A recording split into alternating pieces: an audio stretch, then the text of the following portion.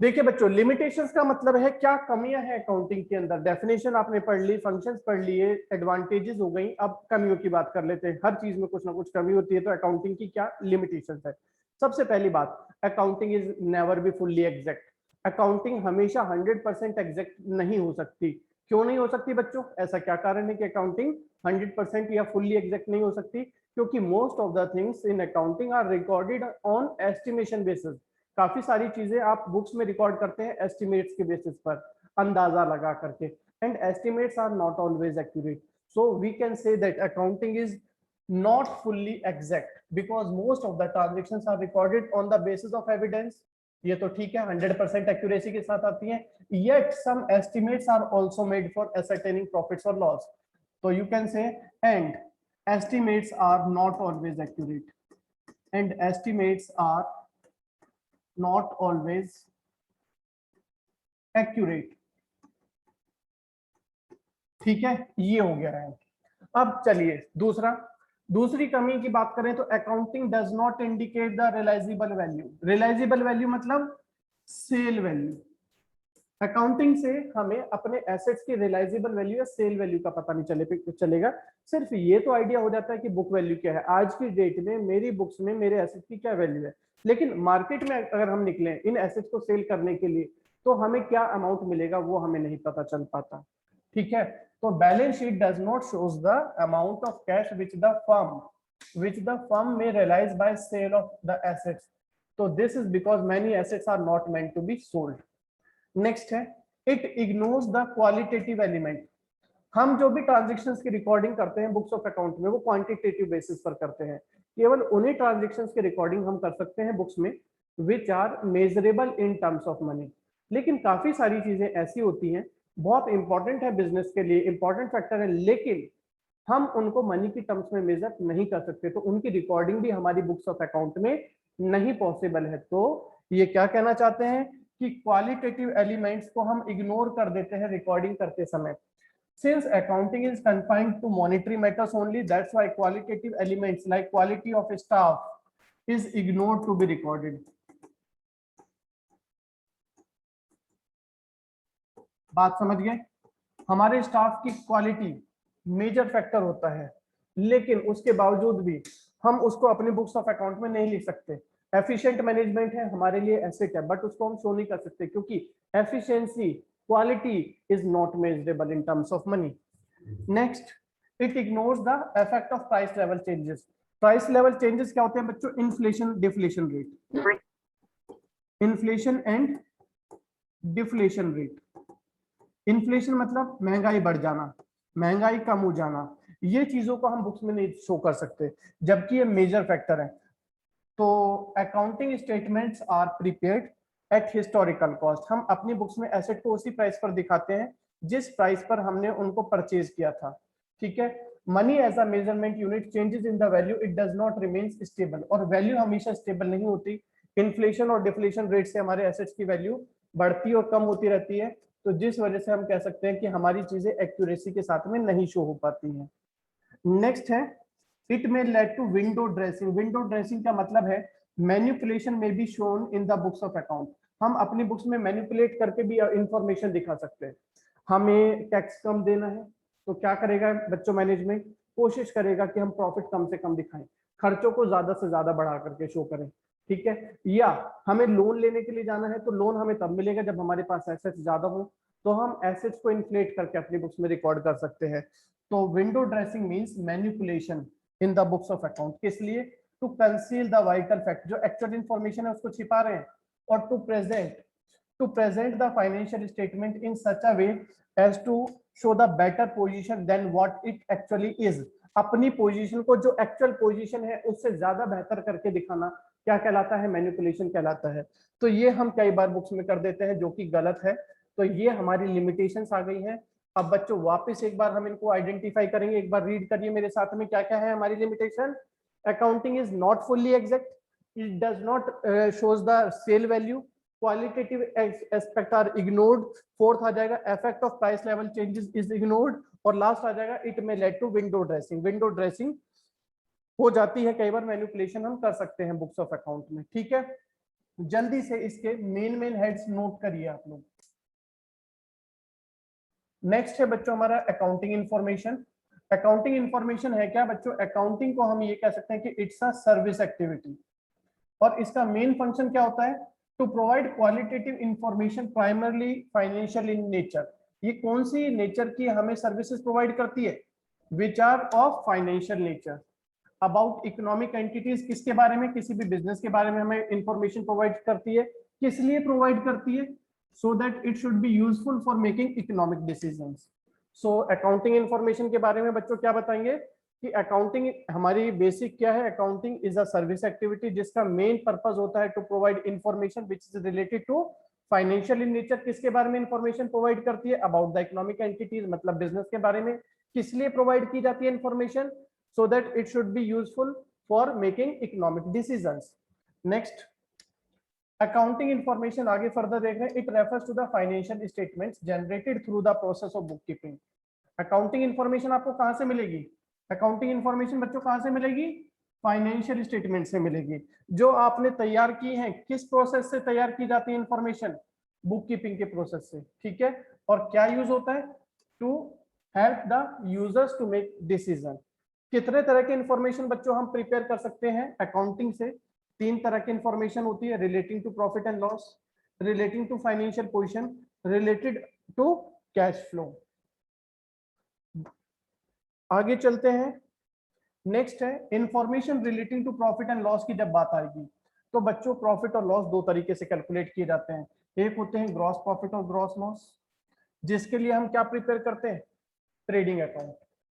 दूसरा होता है बच्चों नेट प्रॉफिट और नेट लॉस, जो कि हमें इंफॉर्मेशन कहां से मिलेगी? प्रॉफिट एंड लॉस अकाउंट से। तो हमारी प्रॉफिटेबिलिटी की कोई भी इंफॉर्मेशन है वो हमें मिलती है इनकम स्टेटमेंट्स के थ्रू। इनकम स्टेटमेंट 2 बनाई जाती है, एक होता है ट्रेडिंग अकाउंट, दूसरा होता है प्रॉफिट एंड लॉस अकाउंट।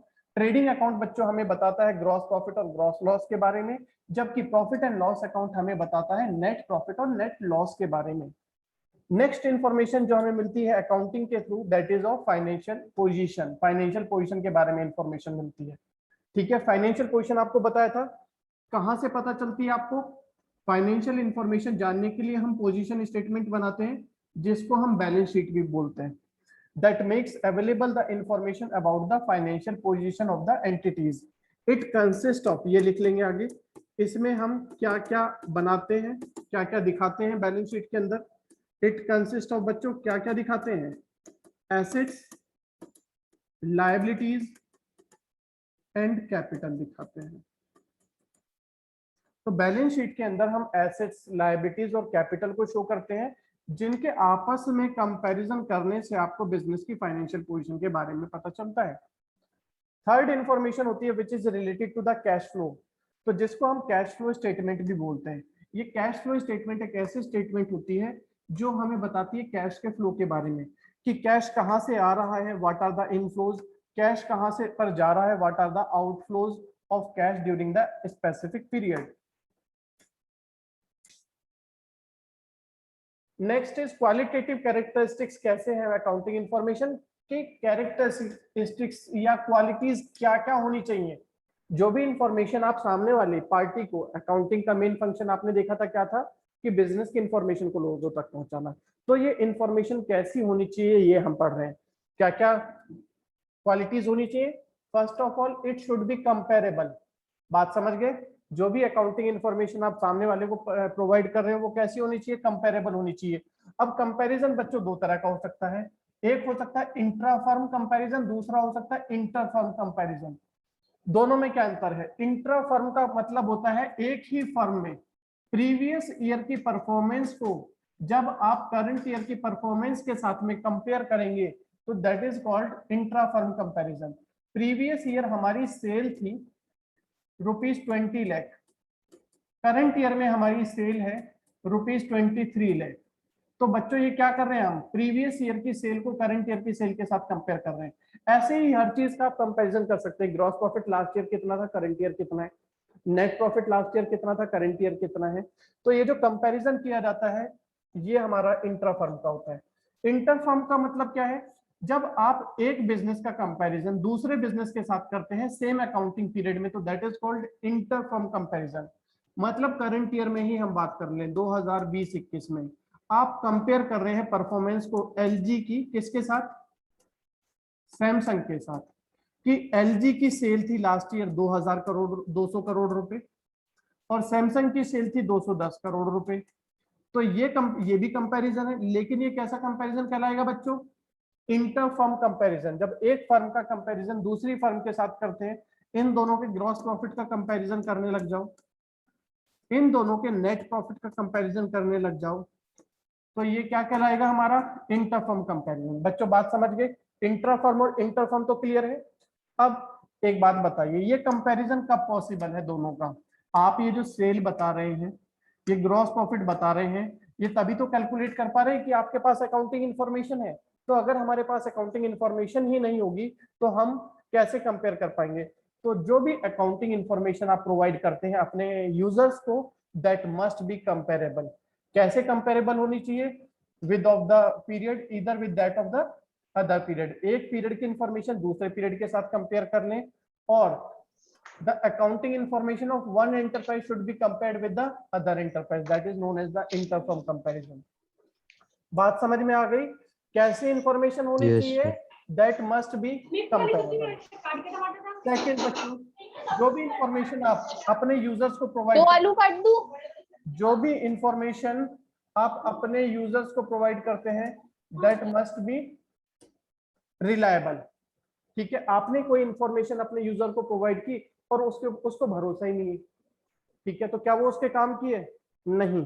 अब कोई भी इंफॉर्मेशन को बच्चों आप रिलायबल कब बोलते हैं, when it is supported by documentary evidences.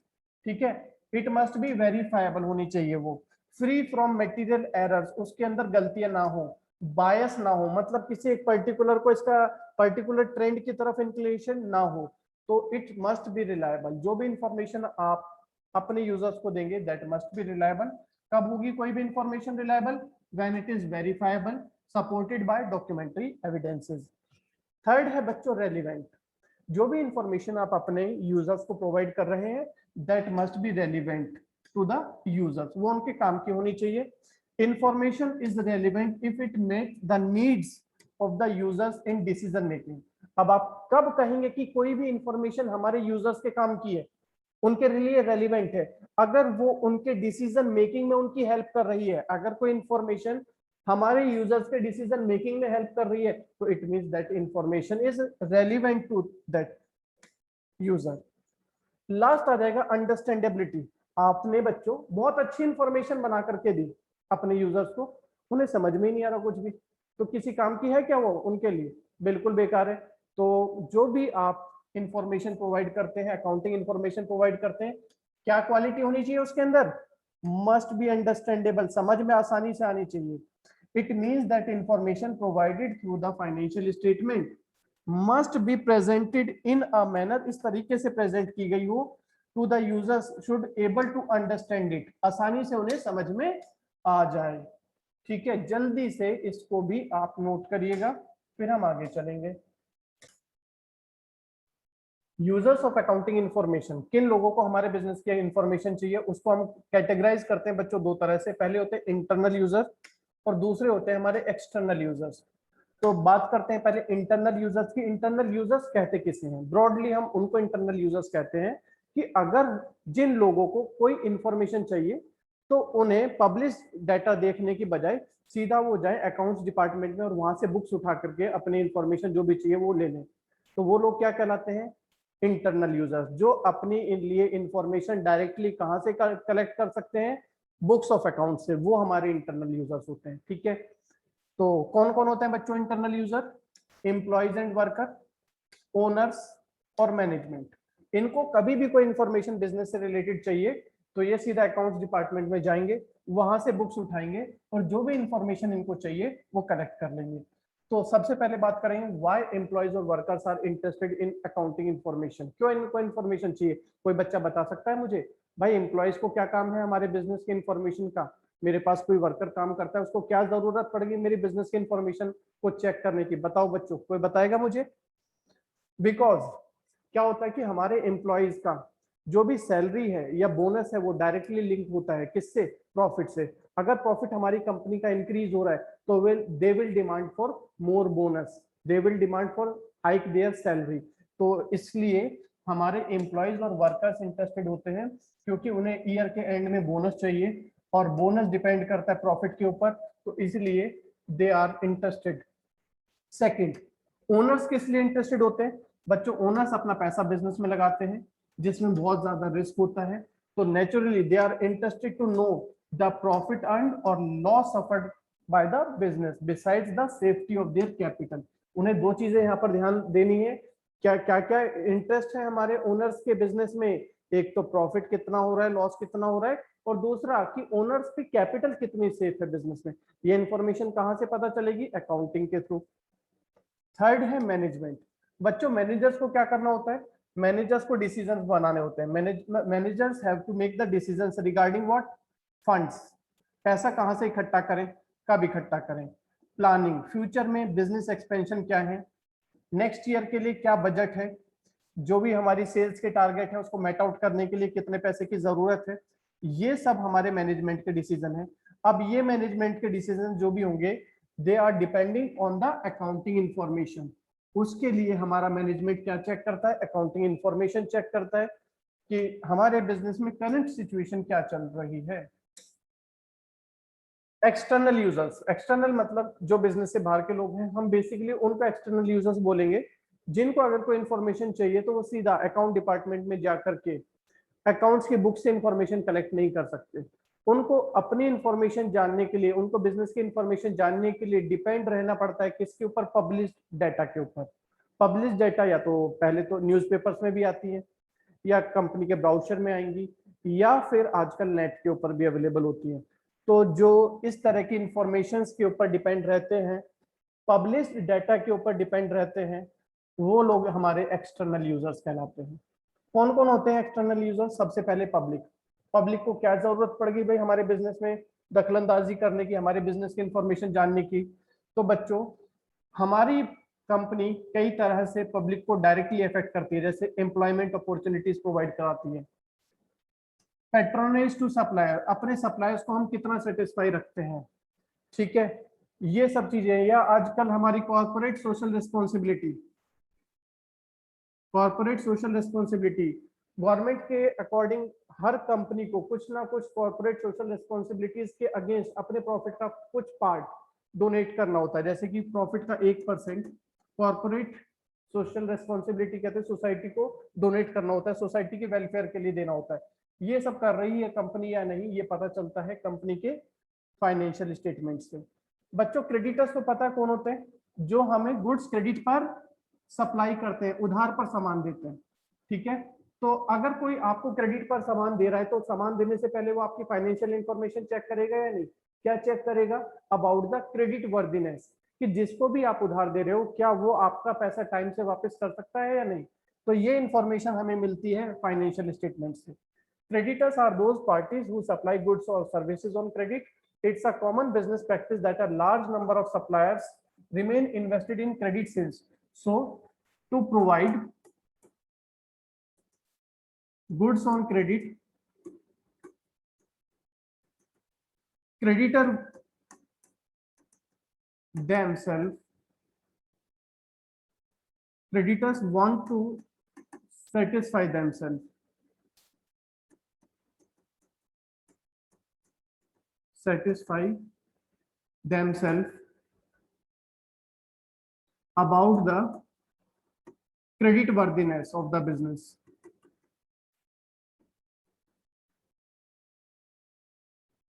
Third है government and its authorities. Governments को भी बच्चों क्या करना होता है? फाइनेंशियल स्टेटमेंट्स के थ्रू नेशनल अकाउंट कंपाइल करने होते हैं, ठीक है, और कुछ अदर इंफॉर्मेशन भी प्रोवाइड करनी होती है जो कि हेल्प करती है गवर्नमेंट को पॉलिसी डिसीजन मेकिंग में। पॉलिसी बनानी होती है गवर्नमेंट्स को, और वो किसके बेसिस पर बनाई जाती है? नेशनल अकाउंट्स के बेसिस पर।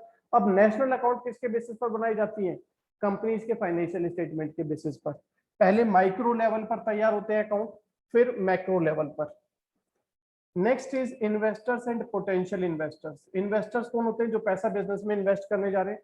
तो before investing the amount in the business, investor पहले ये चेक करता है कि जहां पर आप पैसा इन्वेस्ट करने जा रहे हो वहां पर आपके सेफ्टी मार्जिन कितना है, ठीक है। दूसरा, प्रॉफिटेबिलिटी कितनी है। कोई भी इन्वेस्टर पैसा इन्वेस्ट करने से पहले ये दो चीजें जरूर चेक करेगा, और ये दोनों इंफॉर्मेशन कहाँ से मिलेंगी, हमें हमारे बिजनेस के अकाउंट से मिलेंगी। अकाउंटिंग इंफॉर्मेशन प्रोवाइड कराती है सारी इंफॉर्मेशन कि क्या अर्निंग कैपेसिटी है बिजनेस की, और वहां पर हमारा पैसा कितना सेफ है। कंज्यूमर्स को भी इंफॉर्मेशन चाहिए बच्चों। कंज्यूमर्स को किस लिए इंफॉर्मेशन चाहिए, कि कोई भी सप्लायर हमसे ज्यादा प्राइस तो नहीं चार्ज कर रहा। पता चल रहा कि कॉस्ट ऑफ प्रोडक्शन तो उसकी 2 रुपए और हमसे 200 रुपए ले रहा है, ठीक है। ये चीजें चेक करने के लिए हमारे कस्टमर्स भी इंटरेस्टेड होते हैं। दूसरा, ये भी चेक करते हैं कि हमारे टाइम से सप्लाई हमारे गुड्स की मिलती रहे। मान लो बच्चों, एक है फैब्रिक कंपनी, ये कपड़ा बनाती है। एक है गारमेंट मैन्युफैक्चरिंग कंपनी, ये गारमेंट्स बनाती है। ये शर्ट बनाती है और ये कपड़ा बनाती है, ठीक है जी। तो इस बिजनेस को, इस गारमेंट मैन्युफैक्चरिंग कंपनी को किसके ऊपर डिपेंड रहना है, फैब्रिक बनाने वाली कंपनी के ऊपर डिपेंड रहना है। फैब्रिक की सप्लाई करेगा तभी तो इसका बिजनेस आगे चलेगा। अगर इसके बिजनेस पर कोई प्रॉब्लम आ जाती है और ये गारमेंट बनाने वाली कंपनी इसी के ऊपर डिपेंड है, कुछ कोई और सप्लायर नहीं है इसके पास में, तो अगर इस बिजनेस में कोई प्रॉब्लम आएगी तो हमारी आगे सब्सिडरी कंपनी में भी प्रॉब्लम आ जाएगी। नेक्स्ट है बैंकर्स और फाइनेंशियल इंस्टीट्यूशंस। बैंकर्स भी लोन देने से पहले, क्रेडिट प्रोवाइड करने से पहले खुद को सेटिस्फाई करते हैं थ्रू द फाइनेंशियल स्टेटमेंट्स कि जिस कंपनी को वो लोन दे रहे हैं, जिस बिजनेस को वो लोन दे रहे हैं, वहां पर उनका अमाउंट कितना सेफ है, टाइम से उनकी इंस्टॉलमेंट मिल जाएंगी या नहीं मिलेंगी, ये जल्दी से नोट करेंगे। डबल एंट्री सिस्टम में हर ट्रांजेक्शन के सारे अकाउंट मेंटेन किए जाते हैं, रियल, पर्सनल और नॉमिनल। जबकि सिंगल एंट्री सिस्टम में हम कंप्लीट रिकॉर्ड मेंटेन नहीं करते, केवल पर्सनल अकाउंट या कैश बुक प्रिपेयर करते हैं। डबल एंट्री सिस्टम में हर एक ट्रांजेक्शन की दोनों एस्पेक्ट रिकॉर्ड की जाती है, जिसको हम डेबिट और क्रेडिट एस्पेक्ट भी बोल सकते हैं। लेकिन सिंगल एंट्री सिस्टम में कुछ ट्रांजेक्शन्स की एक एस्पेक्ट रिकॉर्ड होती है, कुछ की दो होती है और कुछ बिल्कुल ही रिकॉर्ड नहीं होती। डबल एंट्री सिस्टम में हमें करेक्ट प्रॉफिट और लॉस असर्टेन कर सकते हैं with the help of profit and loss account, लेकिन सिंगल एंट्री सिस्टम में हम करेक्ट प्रॉफिट और लॉस असर्टेन नहीं कर सकते, केवल एक प्रॉफिट और लॉस का एस्टिमेशन मिलता है। ट्रायल बैलेंस हम प्रिपेयर करते हैं डबल एंट्री सिस्टम में to check the arithmetical accuracy of the account, but single entry system में हम अर्थमेटिकल एक्यूरेसी चेक नहीं कर सकते क्योंकि यहाँ पर हमारे पास में ट्रायल बैलेंस नहीं बनाया गया होता। डबल एंट्री सिस्टम में करेक्ट फाइनेंशियल पोजीशन आपको पता चल जाती है with the help of balance sheet. Balance sheet बना करके आप फाइनेंशियल पोजीशन असर्टेन कर सकते हैं, बट सिंगल एंट्री सिस्टम में बैलेंस शीट हम प्रिपेयर नहीं करते, उसकी जगह पर हम स्टेटमेंट ऑफ अफेयर बनाते हैं, तो जिसकी वजह से हमें करेक्ट एसेट्स और लायबिलिटीज का एक्चुअल अमाउंट पता नहीं चल पाता। यूसेज, डबल एंट्री सिस्टम को सभी बिजनेस हाउसेज यूज कर सकते हैं, ये बहुत इंपॉर्टेंट है, सभी बिजनेस हाउसेज यूज कर सकते हैं। लेकिन single entry system can be used by only टिनी business institution. छोटे मोटे बिजनेस वाले ही यूज कर सकते हैं सिंगल एंट्री सिस्टम को, जैसे कि शॉपकीपर्स हो गए। ऑथेंटिसिटी, बच्चों आपके हिसाब से कौन सा मेथड ज्यादा ऑथेंटिक है, ज्यादा रिलायबल है? Double entry system is consider authentic by the court, लेकिन सिंगल एंट्री सिस्टम में court does not consider this system as authentic, क्योंकि सारे रिकॉर्ड ही नहीं है। जब सारा रिकॉर्ड नहीं है तो फिर इसका मतलब कोर्ट हमारे बिजनेस के ट्रांजेक्शन्स को ऑथेंटिक कैसे मान लेगी। एडजस्टमेंट्स, डबल एंट्री सिस्टम में अगर कुछ चीजें रह गई हैं तो हम उनको एडजस्ट कर लेते हैं while preparing the final account, लेकिन सिंगल एंट्री सिस्टम में there is no provision to make adjustments, क्योंकि हमारे पास अकाउंट कंप्लीट नहीं है। ठीक है, जल्दी से इसको करिएगा, ये नोट कर लीजिए आप लोग।